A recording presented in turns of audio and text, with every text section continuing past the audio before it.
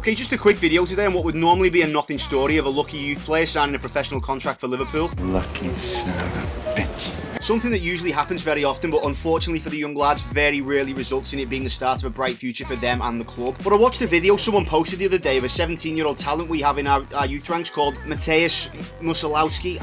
I swear to God, I'm shite at names. I'll leave a link to the video below, and I highly recommend you watch this video because, by God, this kid looks fucking amazing. Like, honestly, the skill and the speed of his footwork are honestly the breathtaking for such a young kid. And then on Friday, it came out on the club's website that he's just signed a professional contract with the club. And I have to say, it's made me want to make a video on this because I'm starting to get very, very encouraged and hopeful about some of the young lads we have coming through at the club. I mean, I personally feel all we need in terms of the first team is a proper partner for Van Dijk, which hopefully we now have in Canate, and a midfielder who contributes goals. But beyond that, when you're talking about squad depth, rather than just go out and spend, 10, 15 mil on some player from fucking Portugal or whatever, I'd like to see us populate the squad with some of these young lads to give them the experience and maybe start laying the foundations for the next Liverpool team, seeing as the majority of the first team, apart from Trent, all seem to be around the same age. Grandpa, this is how they talk to us. You better watch your mouth, kid. And I say that because this kind of forward-thinking mentality was how Fergie managed to dominate with Man United for so long, and it has to be said, Bob Paisley too. Liverpool's first team, when it's fully fit, right now, is the best in the country, along with Man City's, and I genuinely would like to see us start laying the groundwork for the next team, and,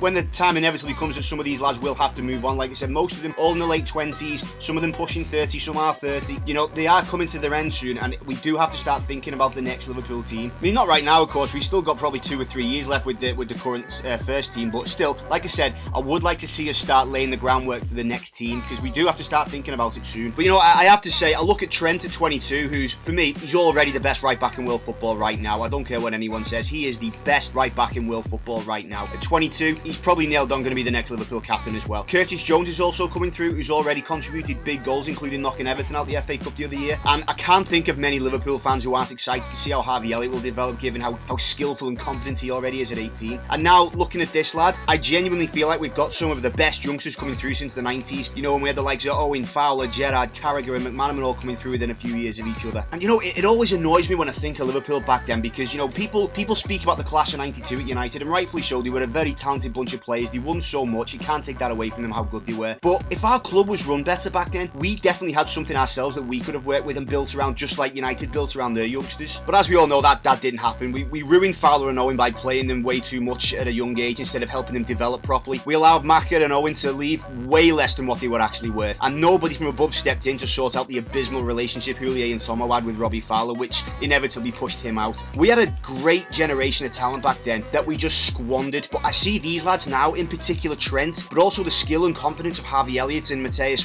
Musialowski, again I hope I'm pronouncing that fucking right, and also the big moments Curtis Jones has already produced, and the fact he's banging on the door for the first team. I genuinely hope we're seeing a new generation of talent coming through here that prove to be as talented as the young lads we produced in the 90s, but unlike then, I really hope we build around it this time.